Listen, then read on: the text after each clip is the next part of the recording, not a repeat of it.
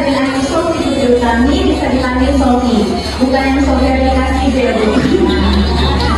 Nah, di sini saya itu akan menjelaskan mengenai anak tunagrahita, yaitu termasuk dalam macam-macam anak berkebutuhan khusus. Nah, mungkin ibu-ibu sekalian belum pernah mendengar apa itu anak tunagrahita. Biasanya itu kan anak tunarungu dan tadi anak tunanetra. Nah, di sini saya akan langsung saja menjelaskan mengenai anak tunagrahita. Sebelumnya di sini saya membuat peta konsep, yang mana peta konsepnya itu anak tunagrahita itu ada pengertian, kemudian ada jenis-jenisnya, kemudian ada penyebabnya, kemudian ada ciri-ciri dan dampak dari anak tunagrahita itu sendiri. Nah, langsung saja yang akan saya bahas di sini mengenai pengertian dari anak tunagrahita.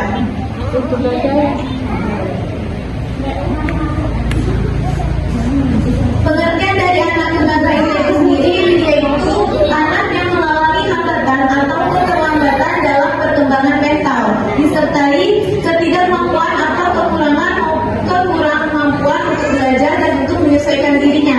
Nah, di sini maksud dari anak tunagrahita itu keterlambatan mental itu kecerdasan intelektualnya, IQ-nya itu di bawah rata-rata pada manusia umumnya. Nah, jadi anak tunagrahita itu sendiri belum mampu untuk berdiri sendiri. Oleh karena itu, masih membutuhkan bantuan dari lingkungan sekitarnya. Jadi di sini peran orang tua itu sangat penting bagi anak tunagrahita itu sendiri.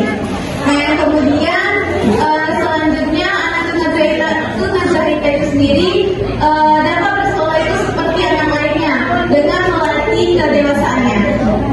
Nah, untuk selanjutnya itu mengenai penyebab dari anak tunagrahita. Nah, di sini mungkin ibu-ibu sekalian banyak belum tahu penyebab dari anak tunagrahita itu sendiri apa. Nah, di sini saya mau mengambil umumnya saja, yaitu ada dua. Yang pertama, keterbatasan fungsi intelektualnya atau IQ. Yang kedua yaitu kemampuan untuk belajarnya itu masuk dari intelektualnya itu yaitu membuat keputusan dan memecahkan masalahnya itu belum dapat. Itu dari anak tunagrahita. Yang kedua, keterbatasan pada kemampuan beradaptasi pada lingkungannya seperti sulit berkomunikasi, kemudian menjaga diri dan berinteraksi dengan masyarakat sekitar. Baiklah, selanjutnya mengenai jenis-jenis dari anak tunagrahita. Jenis-jenis anak tunagrahita itu ditentukan oleh skala Binet dan skala Westerplatte. Ada 3 klasifikasi anak. Yang pertama itu tunagrahita ringan. Nah, tunagrahita ringan ini disebut dengan maron atau debil.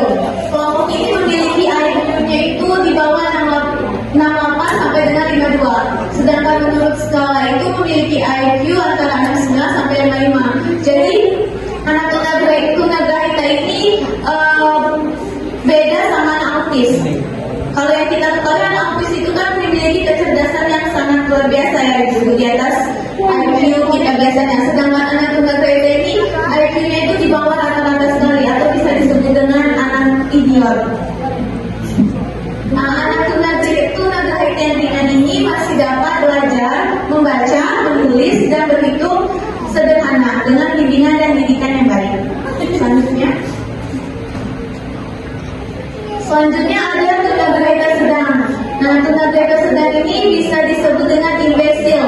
Kelompok ini memiliki 51 sampai 36 IQ-nya. Nah, kemudian anak tunagrahita yang sedang ini sulit untuk belajar secara akademiknya. Akademiknya itu sangat sulit, seperti dia belajar menulis dan berhitung. Walaupun mereka itu bisa belajar menulisnya itu secara sosial, tapi tunagrahita yang sedang ini dia dalam bidang akademiknya sangat sulit. Kemudian selanjutnya tunagrahita berat. Nah, tunagrahita berat ini bisa disebut dengan idiot yang tadi saya sebutkan. Itu IQ-nya sangat berat dan sangat di bawah rata-rata, yaitu mencapai dari 32 sampai 20 menurut skala Binet, dan kalau menurut skala yaitu antara 39 sampai 52. Sedangkan yang sangat-sangat berat itu memiliki IQ di bawah 19 sampai 24. Nah, sedangkan anak tunagrahita berat ini memerlukan bantuan perawatan yang secara total, baik itu dalam hal berkaitan mandi, makan, bahkan mereka itu memerlukan perlindungan dari bahaya sepanjang hidup mereka. Jadi mereka tuh yang tunagrita berat itu harus diajarkan dari dia sejak dini. Dia itu diajarkan tentang cara kita makan, berpakaian, terus bersosialisasi. Itu semua harus diajarkan dan harus diulang berulang kali sampai mereka itu paham. Itulah mengapa anak tunagrita itu perlu sangat perhatian dari orang tuanya.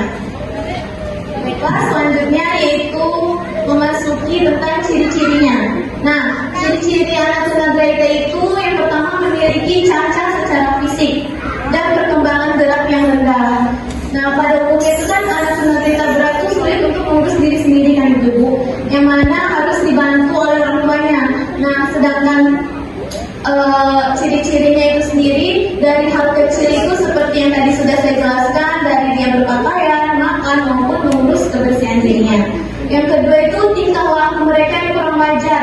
Sering kan ibu-ibu melihat anak yang berkebutuhan khusus yang tingkah lakunya kurang wajar dan terjadi terus menerus. Umumnya itu anak tunagrita yang berat yaitu akan bertingkah tanpa tujuan yang jelas. Misalnya sering berguling-guling, memutarkan jarinya depan wajah, serta menggigit dirinya sendiri hingga membentur-benturkan badannya.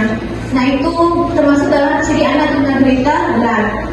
Terus yang ketiga yaitu memiliki perilaku dan interaksinya tidak lazim. Nah, maksudnya itu di sini kalau sedangkan anak yang tunagrita ringan itu masih bisa beradaptasi dan bermain. Sedangkan anak yang berat itu tidak dapat melakukannya karena sulit bagi mereka untuk memberikan perhatian terhadap lawan mainnya.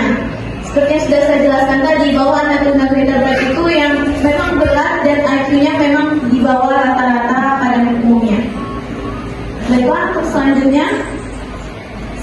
ada dampak dari anak tunagrita.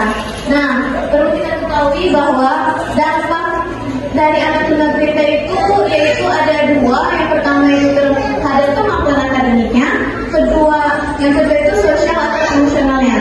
Nah, yang pertama terhadap kemampuan akademik, di mana anak tunagrita itu sangat terbatas, terlebih kapasitasnya mengenai hal yang abstrak.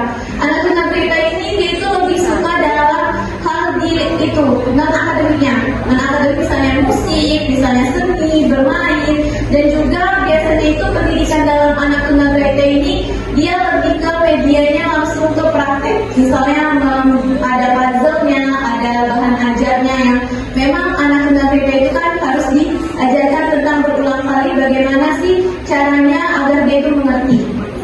Nah, kemudian ada sosial ataupun emosional. Cenderung anak tunagrita ini cenderung cepat lupa, sulit untuk membuat kreasi baru serta rentang perhatiannya itu pendek.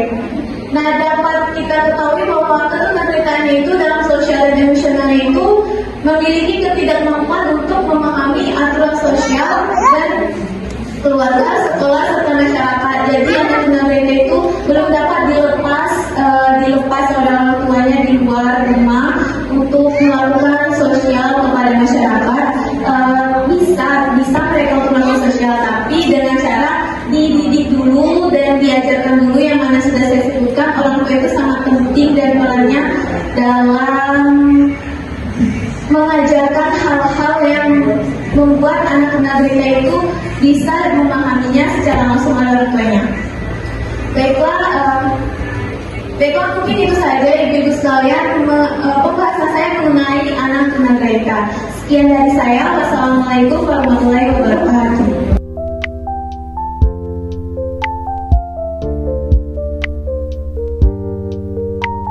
Sosialisasi ABK.